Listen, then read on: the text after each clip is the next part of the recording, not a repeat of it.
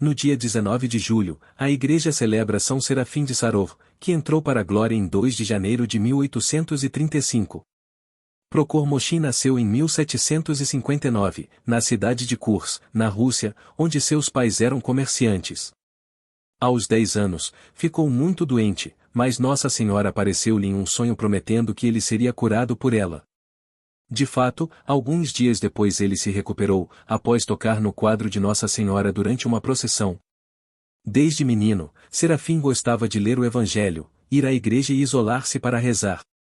Confirmou sua vocação aos 18 anos, quando ingressou no mosteiro de Sarov. Lá, fez seus votos de abstinência, vigília e castidade. Costumava isolar-se em uma choupana numa floresta próxima, dedicado às orações e penitências. Contudo, durante 3 anos, teve de ficar numa cama após adoecer gravemente. Novamente, a Virgem Maria apareceu-lhe, dessa vez acompanhada por alguns santos, e curou-o após tocá-lo.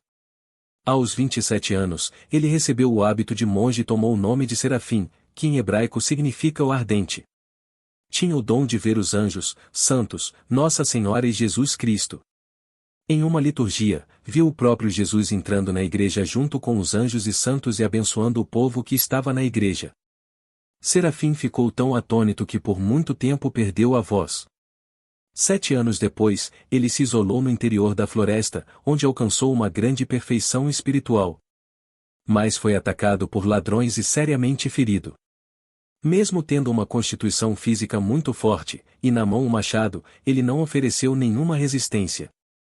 Como não tinha dinheiro, foi espancado, quase morrendo. Em seguida, os ladrões foram detidos, e no julgamento, o monge intercedeu por eles. Desde então, Serafim ficou curvado para o resto da vida. Depois desse episódio, iniciou um período de penitência. Ficou durante 1000 dias e 1000 noites isolado na floresta. De dia, ficava ajoelhado numa pedra com as mãos erguidas para o céu, e à noite desaparecia dentro da floresta. Após outra aparição de Nossa Senhora, quase no final de sua vida, Serafim adquiriu o dom da transfiguração do Espírito Santo e tornou-se um guia espiritual dentro do mosteiro. Milhares e milhares de pessoas, de todas as classes sociais, foram enriquecidas com seus ensinamentos. Para todos, apresentava-se radiante, humilde e caridoso. Dizia, e a alegria não é pecado. Ela afugenta o cansaço, que pode se transformar em desânimo, e não há nada na vida pior do que o desânimo.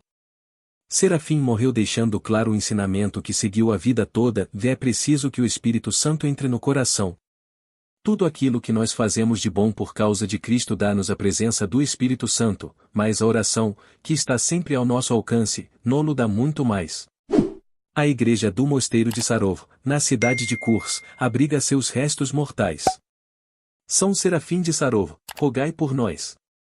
Oremos. Ó Deus, que maravilhosamente instruíste São Serafim na solidão e no silêncio, e o enchestes do Espírito Santo para ser um guia espiritual para muitos, concedei-nos, por sua intercessão, buscar sempre a vossa face e viver na alegria da vossa presença. Por Cristo, nosso Senhor. Amém. No dia 19 de julho, a igreja celebra Santo Arsênio, que entrou para a glória em 450.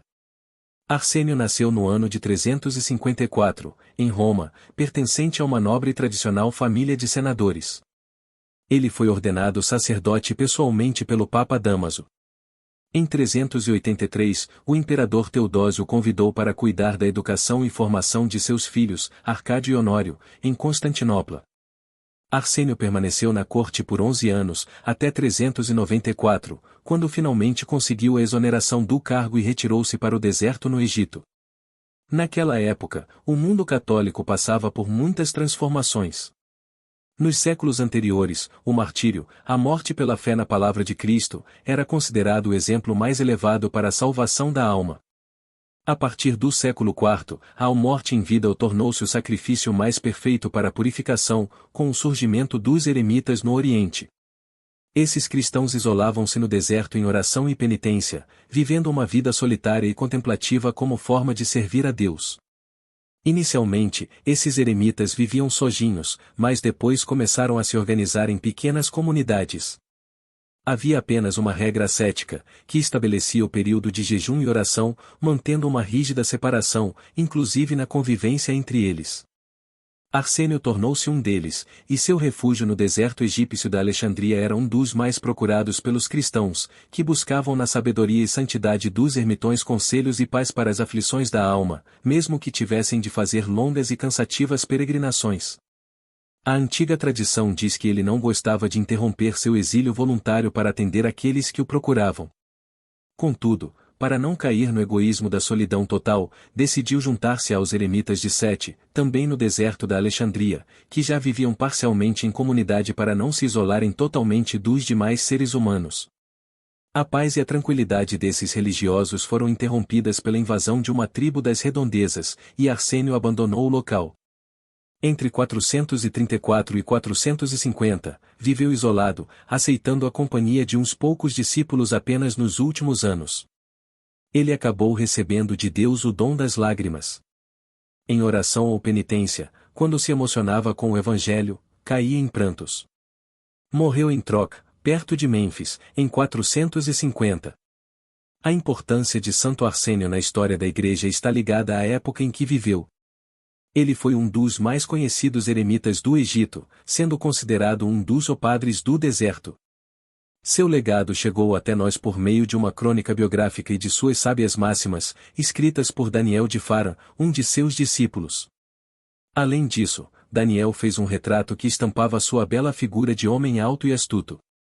Santo Arsênio, rogai por nós. Oremos, ó Deus, que escolheste Santo Arsênio para ser um exemplo de vida ascética e contemplativa, concedei-nos, por sua intercessão, a graça de buscar sempre a vossa presença através da oração e penitência. Por Cristo, nosso Senhor. Amém. Santos do Martirológio Romano, cuja memória é celebrada hoje.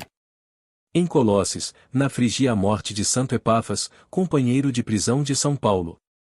Em Sevilha o martírio de Santas Virgens Justa e Rufina foram torturadas barbaramente e encarceradas.